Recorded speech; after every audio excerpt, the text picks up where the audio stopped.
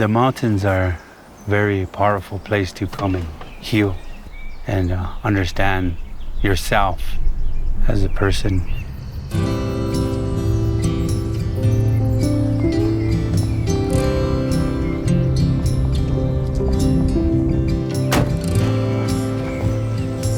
Hi, Doug.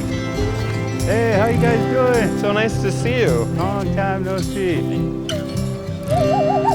One nephew, I want to share something with you. And you're a part of your life, your transition into this time. And sometimes they call it the rite of passage. And this rite of passage, never forget to cry. Crying teaches you how to have compassion for people, how to understand taking care of your family,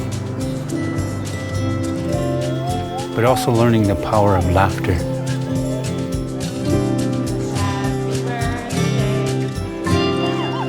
To laugh and to be able to understand that emotion and how it helps you to be happy as you walk into the future in your life. To learn and take courage. Love yourself. We might meet again. And then again, we'll sit and talk.